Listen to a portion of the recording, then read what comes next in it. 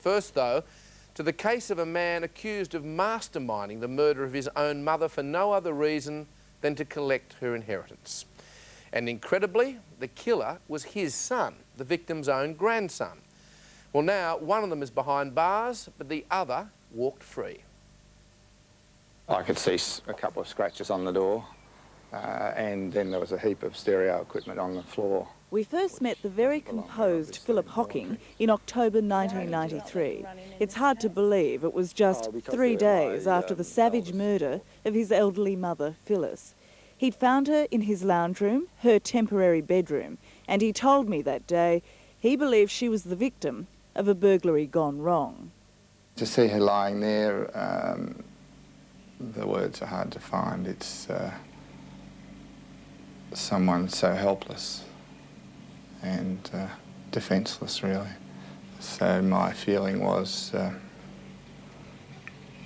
for her that, you know, this is not the way to come home from a happy day at the day centre and end up curled up on the floor with your head bashed in.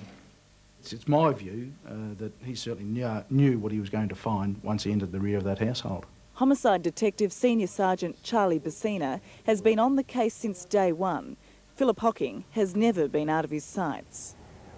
Philip Hocking was a prime suspect. He initially was then the sole beneficiary, and that wasn't the only issue that rose in the early stages. We weren't happy with the crime scene in itself, that it was, to our mind, a put-up burglary scene, as it were. It's a view shared by Phyllis's brother, author and former journalist, Bill Wannon. We were very close. We loved each other. And she phoned me up and she told me she was terribly worried that Philip was a bad man, that he had got control of her money and was spending it lavishly. People, and I say stupid people who don't, ignorant people who jump to conclusions, money, you know, to them money is everything, okay? So therefore they would do anything for money. I would do nothing for money, quite frankly. Don't believe it. I think it was his motivation in life. Did you kill your mother? No, of course I didn't. And for those cynics out there, the time that it happened, I was at my studio with my secretary interviewing somebody. And no doubt, the fact that I'm sitting here and not behind bars, the police have checked that. Of course, 7 years on, we know Philip Hocking is technically right, but are his hands completely free of blood? Not if you believe his son, Brent Hocking, who now goes by the name of Japal Jari. In February last year, he confessed to police he murdered his grandmother. I wanted to bring my father into this because he's the person that coerced me into doing it, and I want him brought to justice as well. And I understand that I'll probably go to jail, but that's fine. Japal Jari told Charlie Bassina his father was desperate to gain control of Phyllis's finances and wanted his help. In return, he would get $20,000 to buy a carpet cleaning machine. But murder was not yet on their minds. He just said, if you scare her, she'll be able to get her to move into a home and then I can access her money. And when he said scare her, who did you remain? My grandmother.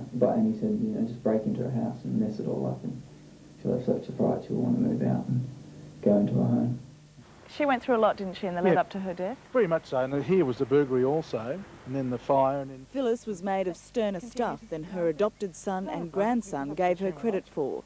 She didn't move out, and so less than a month after the burglary, her unit was firebombed. what conversation did he have with you about the fire then, leading up to the fire? I should just throw a petrol bomb through there and make sure it lights up and the house will burn down. Did he say for her to be at home? Yeah, to do it at night time when she's asleep. Did he say did he at that stage say that he wanted to kill her by doing that, or is it something that wasn't discussed? No, that was discussed. Again, an unexpected resilience and a newly fitted fire alarm saved her life. Phyllis was 79 years old. After 3 hip replacements and a stroke, she walked with the aid of a cane. Her eyesight was failing. she had little choice but to move across the road to her son's home. She's a very strong lady and she coped with it extremely well. And I think we're all grateful that she was so close to us in the last few months because, you know, obviously living here, it worked out very well. Philip Hocking may have been good at playing the grieving son, but Justice Frank Vincent saw another side, which he described to Japal at his sentencing. It seems that your father was incensed by the failure of the arson attack and became even more determined to have his mother killed. To this end, your further assistance was obtained and a plan devised. Japal claims he was so under his father's influence that he did as he was told, despite knowing it was wrong. Yeah, a lot of it was fear, you know. What type of fear? Just, you know, they just disowned me. Yeah, because I've never had much contact with my dad. So it wasn't physical fear? No, it's just... More emotional? Yeah. He thinks, or he put up that he was pretty much brainwashed by his father to commit these offences with the view of obtaining the money. Do you believe that was the case? Oh, I'm pretty sure that is the case, yes. My father had it all worked out. Well, what was that? That he would find it when he got home, for whatever reason he got home. Yeah. All right, and then what was the plan? What was he going to do after that, once he found Phyllis? I'll gather in the police. Not in my wildest dreams would I have thought that I was going to walk in and find my mother dead. It wouldn't occur to anyone, you know? The shock and anguish Philip Hocking demonstrated in that interview was in all likelihood a very well-rehearsed performance. Justice Frank Vincent said in the Melbourne Supreme Court that it was likely Japal was driven here by his father on the day of the murder. They both ransacked the house to leave the impression that burglars had been interrupted. And then Philip Hocking left his son to it and returned to work.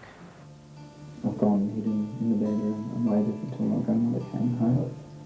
And I walked up behind her and I struck her here. On the neck there. Yep.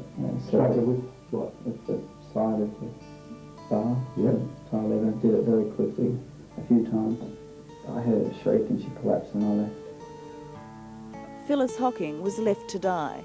So severe was her bashing, she was left with brain damage, a fractured skull, injuries to her chest, her front and back and both hands and wrists. Injuries inflicted by Japal, but according to him, instigated by his father. And what else has he told you in relation to going there and doing whatever you That had I to do? should get a steel bar and just whack her over the head. Okay. Philip Hocking and his wife at the time inherited over $350,000. Japal got $20,000 from Philip. While Japal becomes accustomed to spending 15 years in jail, his father is living somewhere in New Zealand, believed to be enjoying his latest passion, sailing his luxury yacht, and possibly telling some tall tales. I would expect to be the prime suspect in everybody's eyes, except the people who know our family. And they would not, for 1 millisecond, think that we had anything to do with it. So if he is involved, as the judge seems to believe he is, he's got away with it. Pretty much, as is, as a number of other people do, and that's the system we live under. What we allege we must prove. And, at this stage, that doesn't stop us coming back in years to come. Yeah, let's hope so. Tara Brown reporting there on a couple of real charmers. And while Philip Hocking enjoys the high life overseas, his son is now planning an appeal against his conviction.